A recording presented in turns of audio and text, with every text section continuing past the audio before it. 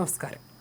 അഫ്ഗാനിസ്ഥാനെ താലിബാൻ ഭരണകൂടം തുറന്ന ജയിലാക്കി മാറ്റുന്നുവെന്ന വിമർശനത്തിനിടെ രാജ്യത്ത് പുരുഷന്മാരുടെ താടി വടിക്കുന്ന ബാർബർമാരെ ജയിലിലടയ്ക്കാൻ നീക്കമെന്ന് റിപ്പോർട്ടുകൾ.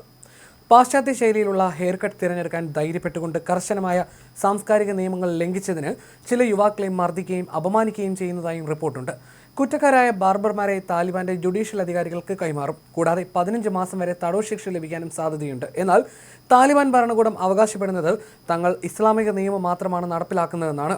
താടി നീക്കം ചെയ്യൽ നിയമവിരുദ്ധമായിരുന്നു, പക്ഷേ അതിന് ജയിൽ ശിക്ഷ ലഭിച്ചിരുന്നില്ല. പാരമ്പര്യേതര ശൈലിയിൽ മുടിവെട്ടിയ ചില ബാർബർമാർ ഇതിനകം താൽക്കാലിക ജയിലിൽ അടയ്ക്കപ്പെട്ടു. തുടർന്ന് അവരുടെ ജോലി ദിവസങ്ങളോളം നിലച്ചു. ബാൽക്ക് പ്രവിശ്യയിൽ നിന്നുള്ള എസ്മത്തുള്ള എന്ന വ്യക്തി മാധ്യമങ്ങളോട് പറഞ്ഞത്, താടി വെട്ടിയാൽ അല്ലെങ്കിൽ അവർ പാശ്ചാത്യ ഹെയർ സ്റ്റൈൽ എന്ന് വിളിക്കുന്നത് നിലനിർത്തിയാൽ മുൻ സർക്കാരിൻ്റെ ഏജന്റുമാരായി തങ്ങളെ മുദ്രകുത്തുന്നുവെന്നാണ്.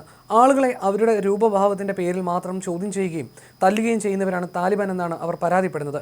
ഹെയർ സ്റ്റൈൽ മാറ്റിയതിന് ഒരു കോളേജ് വിദ്യാർത്ഥിയെ താലിബാൻ അംഗങ്ങൾ മർദ്ദിച്ചതായി പറയുന്നു. ഇയാൾ തലയുടെ വശങ്ങൾ ഷേവ് ചെയ്യാൻ തീരുമാനിച്ചതിനാൽ കത്രിക ഉപയോഗിച്ച് താലിബാൻ സംഘം മുടി മുറിച്ചു കളഞ്ഞതായും പറയപ്പെടുന്നു. ബൽക്കിലെ മറ്റൊരു ബാർബർ പറയുന്നത്, തൻ്റെ ഉപഭോക്താക്കളിൽ പലരും ഇപ്പോൾ മുടി വെട്ടാനായി അവരുടെ വീടുകളിലേക്ക് ചെല്ലാൻ ആവശ്യപ്പെടുന്നുവെന്നാണ്. കാരണം അത് പൊതുജനങ്ങൾക്ക് മുന്നിൽ ചെയ്യുന്നത് വളരെ അപകടകരമായ ഒന്നാണ്. 2021 ഓഗസ്റ്റിൽ താലിബാൻ രാജ്യത്ത് ഭരണം പിടിച്ചതോടെ പല ബാർബർമാരുടെയും ബിസിനസ്സിൽ കുത്തനെ ഇടിവ് സംഭവിച്ചു. കഴിഞ്ഞ ആഴ്ച താലിബാൻ സദാചാര സംരക്ഷകർ പർവാൻ പ്രവിശ്യയിൽ താടി വടിക്കുകയോ സ്റ്റൈൽ ചെയ്യുകയോ ചെയ്തതിന് 8 ബാർബർമാരെയാണ് കസ്റ്റഡിയിലെടുത്തത്. കൂടാതെ ഇവരുടെ കടകൾ അടച്ചുപൂട്ടി. അവരുടെ കുടുംബാംഗങ്ങളോട് ഇവരെ 1 മാസത്തേക്ക് തടങ്കലിൽ വെക്കുമെന്ന് അറിയിച്ചിട്ടുണ്ട്. വെള്ളിയാഴ്ച ബാൽക്ക് പ്രവിശ്യയിലെ പുരുഷ ബാർബർമാരെ താലിബാൻ ഉദ്യോഗസ്ഥർ വിളിച്ചു വരുത്തി നടപടി തുടരുകയാണെന്ന സന്ദേശം നൽകി. പാശ്ചാത്യ സൈന്യത്തിന്റെ പിൻവാങ്ങലിനെ തുടർന്ന് അധികാരത്തിൽ തിരിച്ചെത്തിയതിനു ശേഷം താലിബാൻ അഫ്ഗാനിസ്ഥാനിലെ ജനങ്ങളുടെ മേലുള്ള പിടി നിരന്തരം ശക്തമാക്കുകയും അവരുടെ സ്വാതന്ത്ര്യങ്ങൾ കവർന്നെടുക്കുകയും ചെയ്യുകയാണ്. കഴിഞ്ഞ വർഷത്തെ കണക്കുകൾ കാണിക്കുന്നത് ഡസൻ കണക്കിന് ആളുകളെ കല്ലെറിഞ്ഞ് കൊല്ലാനും 4 കുറ്റവാളികളെ മതിലുകൾ ഇടിച്ചു നിരത്തി വധിക്കാനും ഉത്തരവിട്ടിട്ടുണ്ടെന്നാണ്.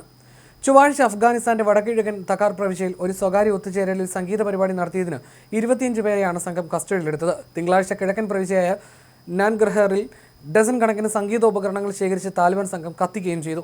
ജലാലാബാദ് നഗരത്തിൽ 86 സംഗീതോപകരണങ്ങൾ പിടിച്ചെടുത്ത് ഒരു സംയുക്ത സമിതിയുടെ മുന്നിൽ കത്തിച്ചതായി നാൻഗർഹർ പ്രവിശ്യയിലെ താലിബാൻ ഗവർണറുടെ ഓഫീസ് അറിയിച്ചു. അധാർമിക ആചാരങ്ങൾ തടയുന്നതിനും ഇസ്ലാമിക നിയമം നടപ്പിലാക്കുന്നതിനുമാണ് നടപടിയെന്നാണ് താലിബാൻ പറയുന്നത്. താലിബാന്റെ സുപ്രീം കോടതി പുറത്തുവിട്ട കണക്കുകൾ പ്രകാരം 2025 അഫ്ഗാനിസ്ഥാനിലുടനീളമുള്ള 1000-ലധികം ആളുകളെ പരസ്യമായി ചാട്ടവറടിക്ക് വിധേയരാക്കിയിരുന്നു. ഇവരിൽ 150 സ്ത്രീകളും ഉൾപ്പെടുന്നു. ശാരീരികമായ ശിക്ഷയിൽ കുത്തനെയുള്ള വർധനമാണ് ഇത് സംബന്ധിച്ച കണക്കുകൾ സൂചിപ്പിക്കുന്നത്. ഏറ്റവും കൂടുതൽ കേസുകൾ രേഖപ്പെടുത്തിയത് കാബൂളിലാണ്.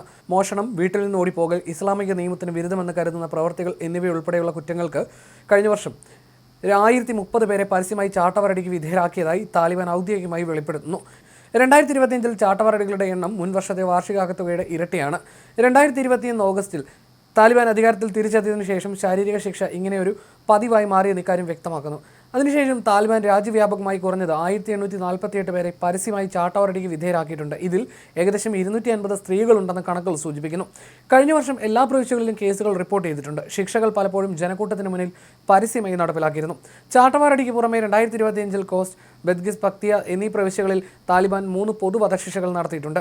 കോസ്റ്റിലെ ഏറ്റവും പുതിയ കേസിൽ കൊലപാതക കുറ്റത്തിന് ശിക്ഷിക്കപ്പെട്ട ഒരാളെ 10,000 കണക്കിന് കാണികളുടെ മുന്നിൽ വെച്ചാണ് തൂക്കിലേറ്റിയത്.